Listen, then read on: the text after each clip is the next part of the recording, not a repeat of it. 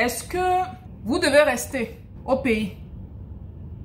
Pour moi, clairement, non. Trop souvent, on parle de la fuite des cerveaux. Oh, l'Afrique, on a tout pris. On a d'abord pris les êtres humains, malgré notre volonté. On a pris les matières premières.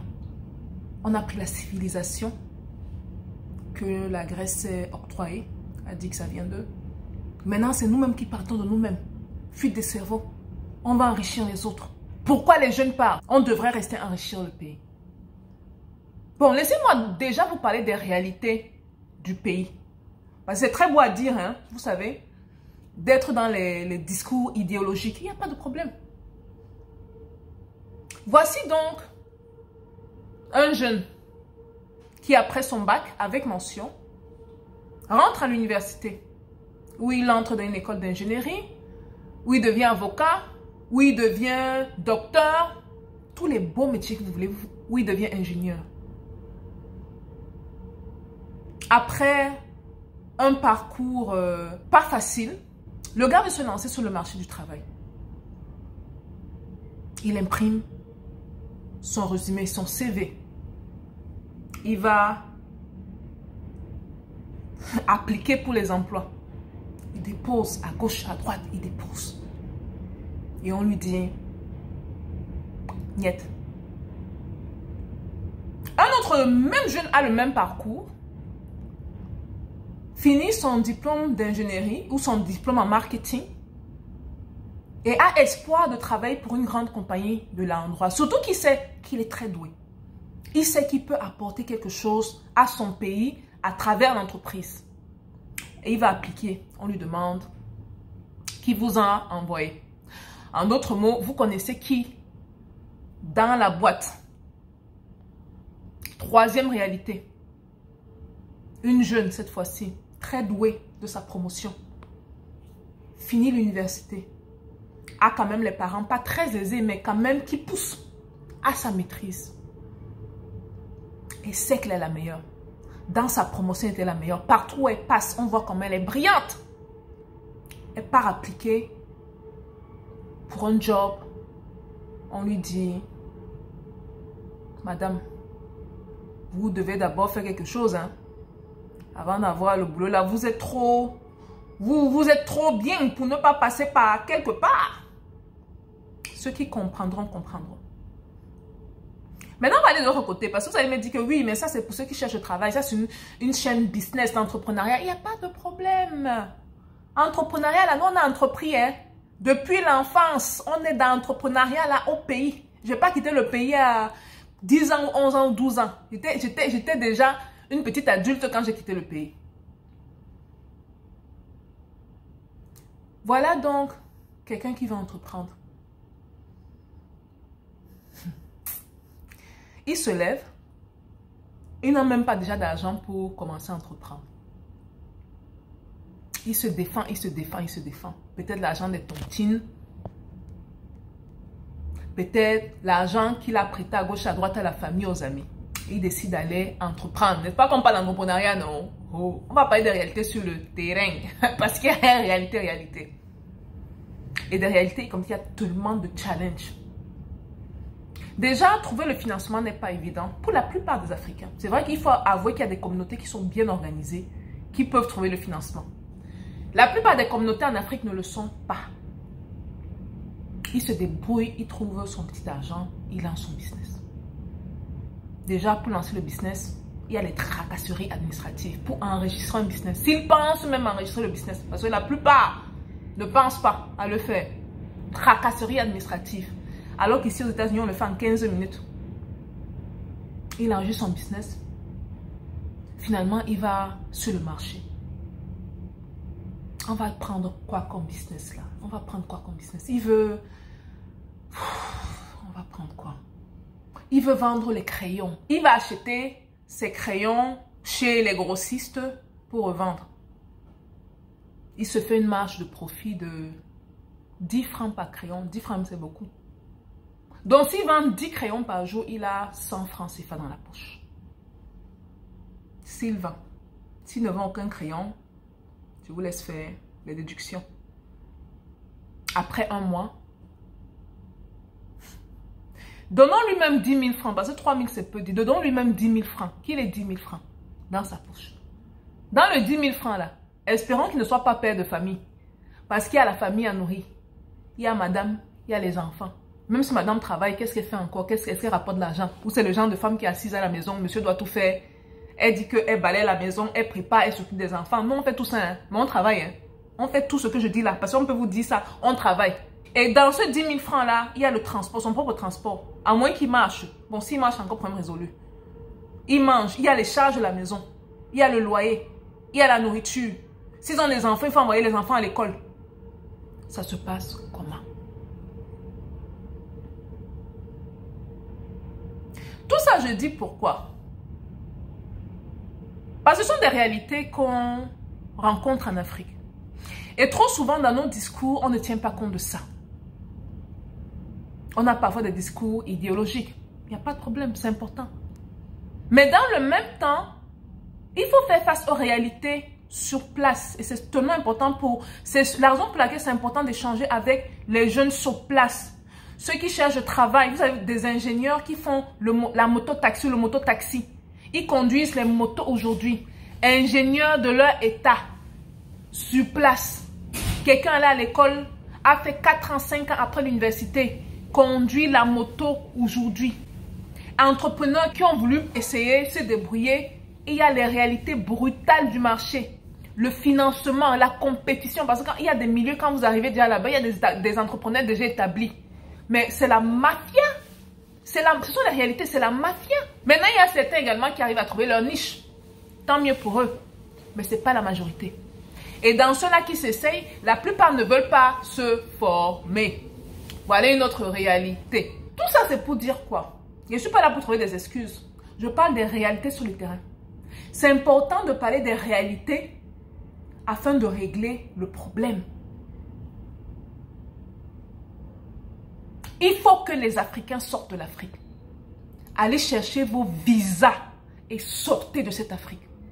Mais quand vous sortez, ne sortez pas juste pour sortir, pour dire que vous êtes en bain. Hein? On vous connaît. Vous êtes plein ici, là, que je vois ici à New York. Oh, je suis arrivé. Ah, tu es arrivé. Tu prends les photos de toi devant la Statue de la Liberté. Empire State Building. Va voir où le gars vit. Va voir ce que le gars fait. Il est arrivé. Quand vous sortez, sortez avec un objectif bien précis. Un peu comme ce que les Chinois font. Les Chinois même, c'était pire parce que bon, on n'a toujours pas de détails par rapport à ça, mais c'est clair qu'ils envoyaient carrément des gens en mission. L'État chinois payait certains individus pour aller en mission, pour aller chercher l'information. Donc, sortez de l'Afrique. Parce que après un certain moment, beaucoup de choses sont normalisées. Vous arrivez par exemple au Cameroun. La corruption est normalisée. C'est normal de corrompre et d'être corrompu. Si tu ne corrompes pas même, c'est toi qui es le gars qui a 2 têtes. On demande tu sors d'où? On dit là voilà, les gens de la diaspora là. C'est normal. Donc quand vous sortez là, venez voir la réalité. Venez voir comment ces gens ne construisent pas leur pays basé sur le nombrilisme, sur le moi. Mon évolution, moi. Quand on me nomme, il faut voir qu'on nomme quelqu'un ministre au pays. La famille danse. Les gens chantent, les gens dansent. Le gars doit se mettre au travail. Tu danses pourquoi? Tu danses pourquoi? Ou bien parce que derrière, on sait déjà que, oh, les privilèges, on est privilégiés. Je suis la nièce au 7e degré du ministre. Donc, les contrats là, qui devaient aller vers des gens qui ont la compétence, la capacité de réaliser le contrat, de faire avancer mon pays, ça va venir dans ma poche. En d'autres termes, j'aurai l'argent dans la poche, mais le travail ne sera pas fait, ou le travail sera fait de manière médiocre. On danse, au lieu de pleurer. Parce qu'on nomme quelqu'un à des postes de responsabilité, c'est un poste de responsabilité. La famille doit pleurer. Parce qu'on sait qu'on ne va plus voir la personne à côté. On sait que la personne sera toujours en train de travailler. On sait qu'on voudra la peau de la personne parce que la personne a pour intérêt son peuple. Non, nous on danse chez nous. Venez donc voir ici comment ces gens construisent leur pays. Et ce n'est pas la sorcellerie. Hein. Ce n'est pas qu'ils ont vendu des armes ou je ne sais pas trop quoi. Ce n'est rien de tout ça. Et si vous ne venez même pas en Occident, allez même en Asie. Moi, j'aime bien prendre l'exemple de l'Asie. On était en Chine. Il y a quoi, 1 mois et demi, 2 mois ensemble, non? Vous avez vu ce que la Chine a fait en 50 ans. 50 ans. Regardez Shanghai. Vous ne pouvez pas comparer Shanghai à New York. Vous ne pouvez pas le faire. Si vous le faites, c'est que vous êtes dans votre monde. Vous ne pouvez pas le faire. 50 ans. Il faut sortir. Il faut qu'il y ait même fuite des cerveaux. Je sais ce qui est fuite des cerveaux. Mais quand vous sortez, sortez avec un objectif bien précis. Je vais voir ce que l'autre fait. Je vais voir comment l'autre travaille. Je ne vais pas couper les petites ou les petits. Je vais chercher mon argent. Mais je vais surtout apprendre des autres. Apprendre de leur manière de penser et de faire. Après, ramener ça en Afrique. Je suis de ceux-là qui disent que les Africains doivent sortir de l'Afrique. Ayons ces fuites de cerveau. Parce que quand vous allez en Allemagne, par exemple, vous mélangez avec les Allemands et voir la manière qu'ils sont rigoureux dans le travail. Vous n'avez pas d'autre choix que de suivre. Vous n'avez pas d'autre choix que de suivre. Quand vous venez ici aux États-Unis, travaillez avec les Américains. Voyez la manière dont ils travaillent. Est-ce que tu as quitté même ta patrie pour venir dormir ici là? Vous n'avez pas d'autre choix que de suivre. C'est important de voyager. Et quand je dis sortir, ne partez pas en vacances. Parce qu'on vous connaît, je connais beaucoup ici qui partent à Paris. Partent en vacances, prennent des photos sur la tour Eiffel. Mettent les photos là de la tour Eiffel. La vie est belle pour eux. Et ils rentrent. Oh, mais je suis sorti. Tu n'es pas sorti. Tu as visité. Vivre, c'est une chose. C'est-à-dire aller te mélanger avec le gars là que tu considères comme étant Dieu. Le gars que tu dis que, oh, peut-être le gars dort avec Dieu. Tu vois sa manière de penser, de faire. Beaucoup s'étonnent que mais le panafricanisme vient de l'extérieur de l'Afrique. Oui. Parce qu'ils se sont mélangés aux autres. Ils ont ouvert leurs yeux. On a beau faire des vidéos, vous pensez que l'Africain qui n'a jamais sorti de l'Afrique, on a beau lui dire, il y a eu un lavage de cerveau à la base, hein. À l'école là-bas, on t'apprend que tout ce que tu es, c'est un esclave.